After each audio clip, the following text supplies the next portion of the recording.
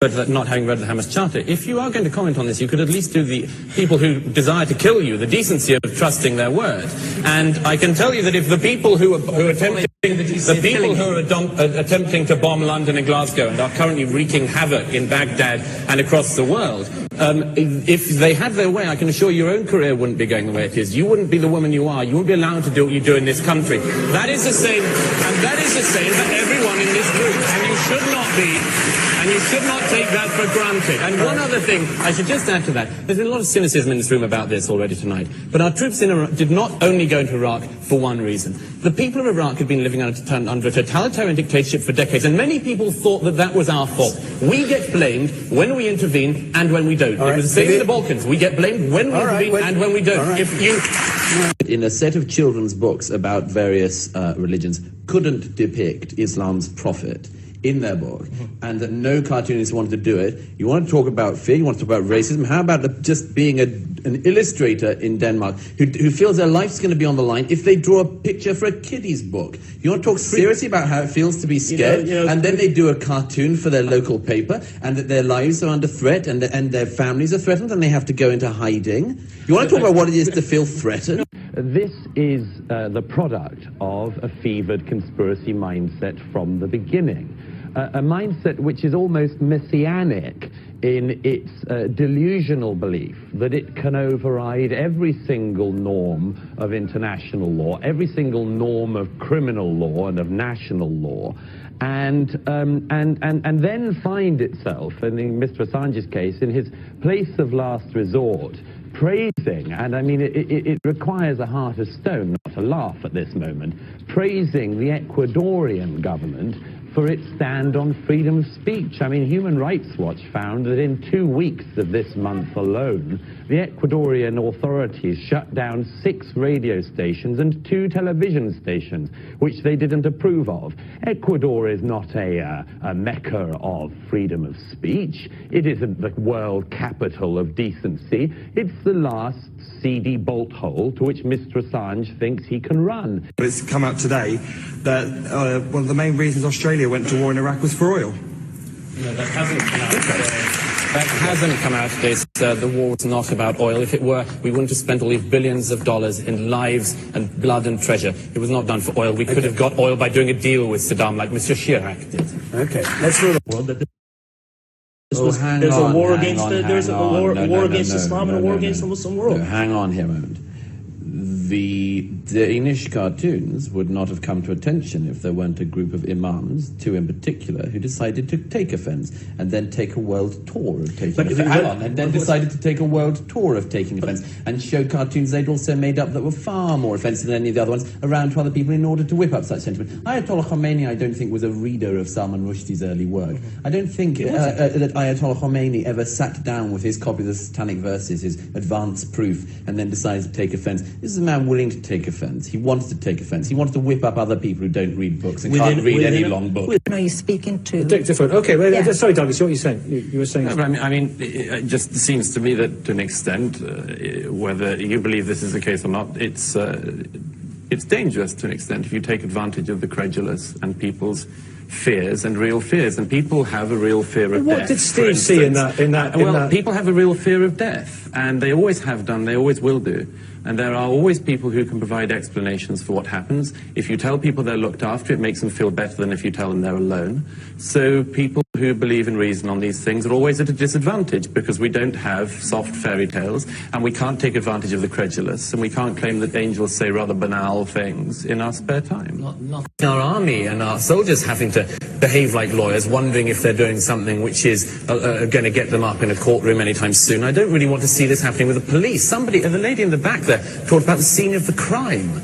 This was not a crime committed by our policemen. These were people who were risking their own lives to protect people like you and me, ladies and gentlemen. And I don't think that we should spit on that and call it a crime or call them criminals. And if I can just finally say that there's an absolute lack of seriousness about this whole debate. Vince Cable said somebody's got to go. Anybody. Let's just get rid of a top-ranking police officer. Well, ladies and gentlemen, at a time of serious public safety issues here, we face a real and determined enemy, which must be laughing tonight when they see politicians like Vince Cable calling for just any resignation. Would you be happy that one of the people who knows most in this country about your security and mine should just go on a political whim? I don't think so.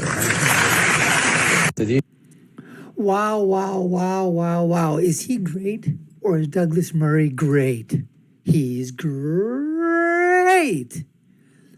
I wish we had someone like that in the United States of America. The closest person I can think of is Thomas Sowell. He's a Black American economist, went to Cornell, has all the bona fides, everything that's there. The only problem is he's conservative. And that problem is a problem with the progressives, with the left, with the Democrats, with the liberals. If he was on the left, he would be hailed. He would be talked about in all circles, on all the news networks, on all the alphabet networks. When he writes his books, he'd be called in to talk about his books all the time. He's written, I don't know, a ton of books. But the only time you ever get to see him are on some, other video platforms that aren't really, really mainstream.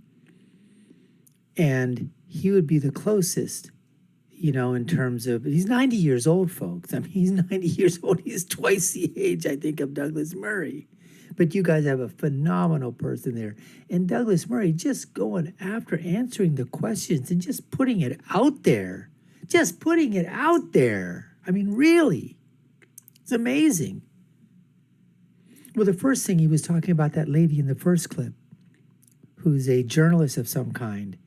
And he's basically telling her, you can do the things that you're doing because of the Western ideals of democracy, the Western ideals of freedom of speech, the Western ideals in which you do have women's rights.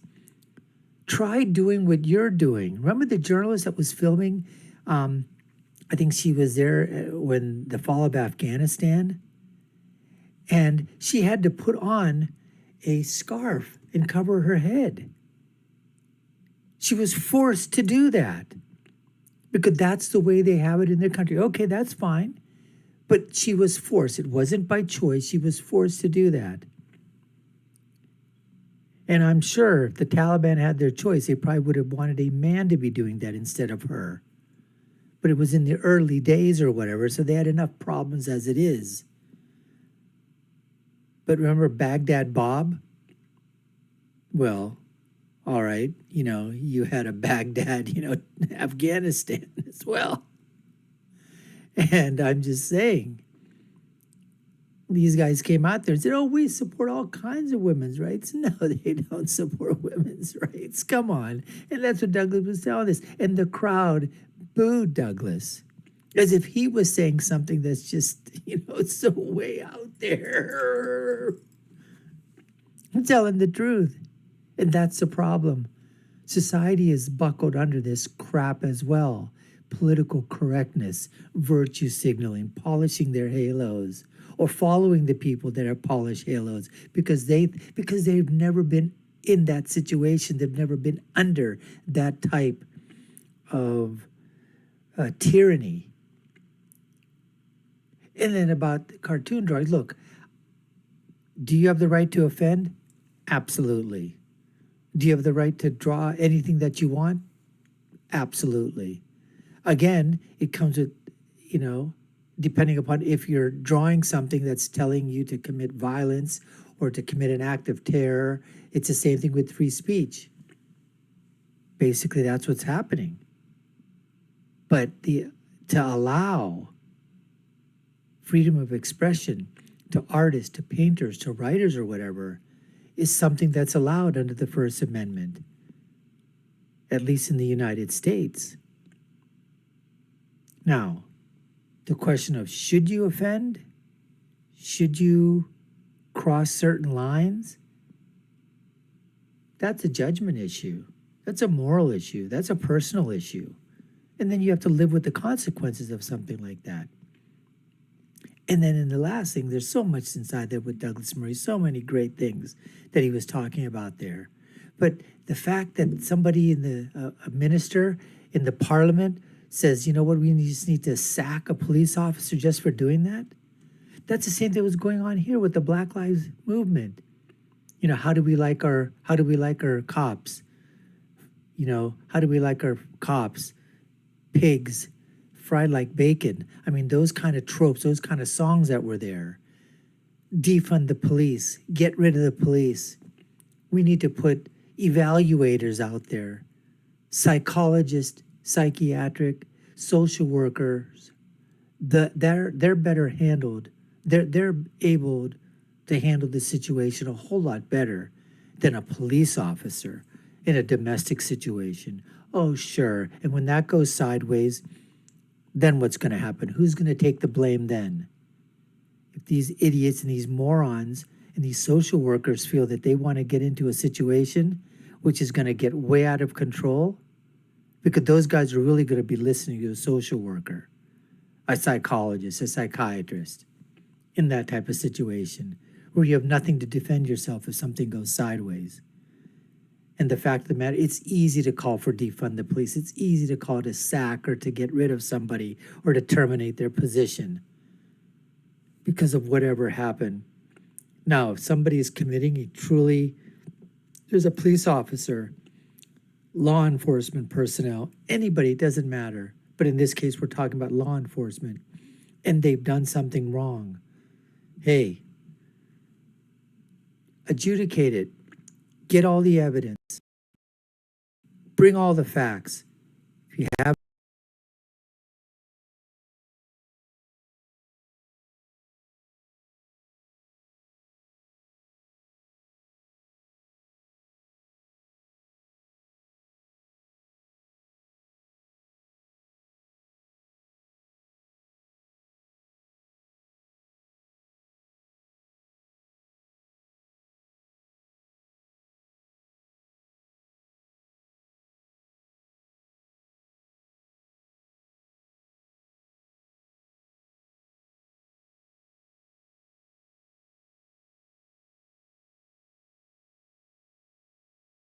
enough, take it to court. If the person's done something that infringes upon any rights of anybody, if they've done something that breaks the law, throw the book at them. Absolutely.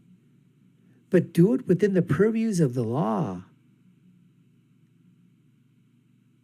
Do it the right way. Innocent until proven guilty. Not the other way around, because that's what it is right now. You're guilty and you better prove your own innocence. And even if you prove your innocence, we're still going to say that you're guilty, because that's the narrative that they want, folks. That's the narrative.